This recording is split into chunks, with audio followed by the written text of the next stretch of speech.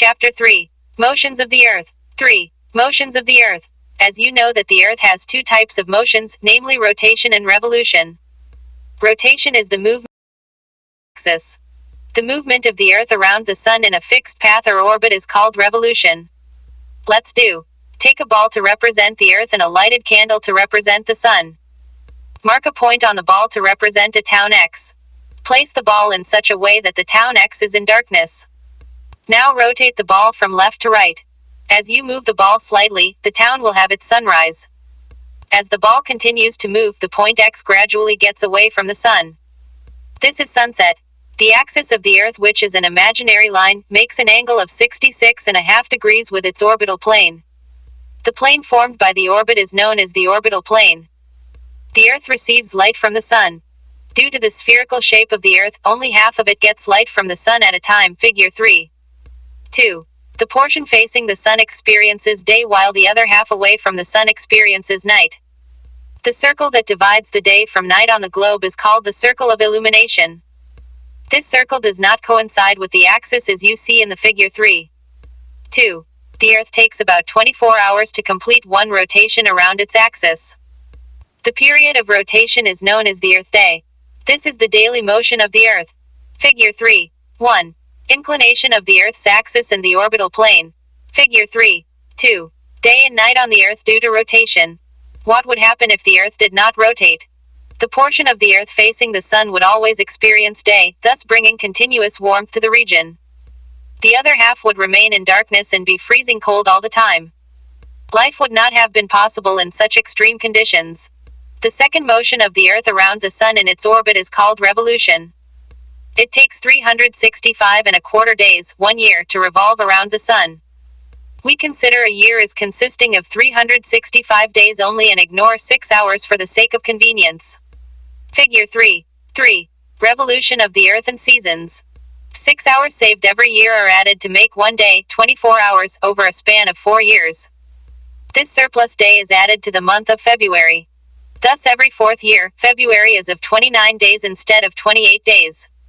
Such a year with 366 days is called a leap year. Find out when will the next leap year be. From the figure 3. 3, it is clear that the Earth is going around the Sun in an elliptical orbit.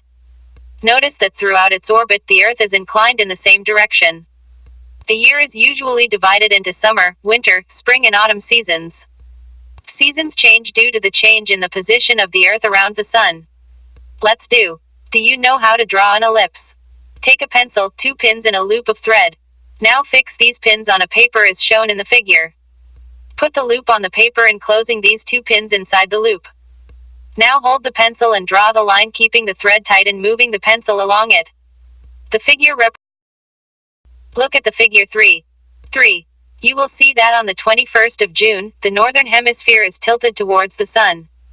The rays of the Sun fall directly on the Tropic of Cancer. As a result, these areas receive more heat. The areas near the poles receive less heat as the rays of the Sun are slanting.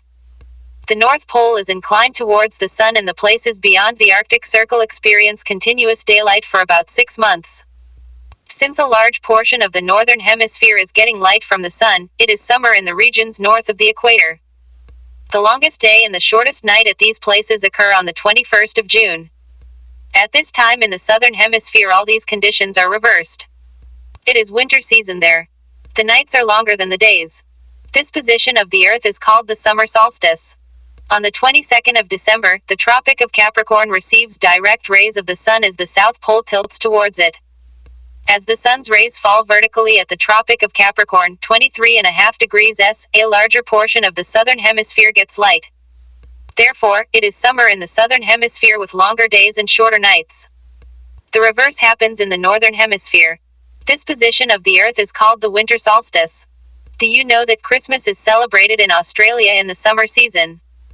On the 21st of March and September 23rd, direct rays of the Sun fall on the equator. At this position, neither of the poles is tilted towards the Sun. So, the whole Earth experiences equal days. This is called an equinox. On the 23rd of September, it is autumn season in the northern hemisphere and spring season in the southern hemisphere. The opposite is the case on the 21st of March, when it is spring in the northern hemisphere and autumn in the southern hemisphere.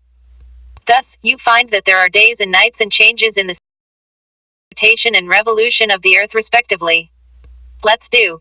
To understand the Earth's inclination in the same direction, draw a big ellipse on the ground with a stick. Stand anywhere on the line of the ellipse. Point your flag to a fixed point far away like on a treetop. Now move along the ellipse keeping your flag always pointing towards that fixed point. In this way, the axis of the Earth remains inclined permanently in the same position. The revolution of the Earth and the inclination of the Earth's axis in a fixed direction cause seasons.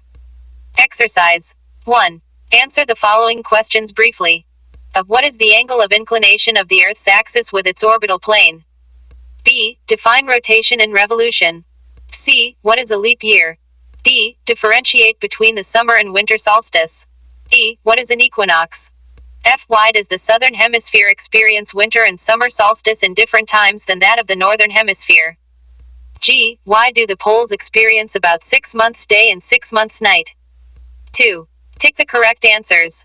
The movement of the Earth around the Sun is known as I. Rotation, E. Revolution, E. Inclination. B. Direct rays of the Sun fall on the equator on I. The 21st of March, E. The 21st of June, E. The 22nd of December.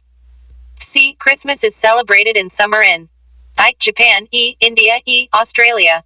D. Cycle of the seasons is caused due to I. Rotation, E. Revolution, E. Gravitation. 3. Fill in the blanks. A. A leap year has blank number of days. B. The daily motion of the Earth is blank. C. The Earth travels around the Sun in blank orbit. D. The Sun's rays fall vertically on the Tropic of blank on the 21st of June. E. Days are shorter during blank season. 1. Make a drawing to show the inclination of the Earth.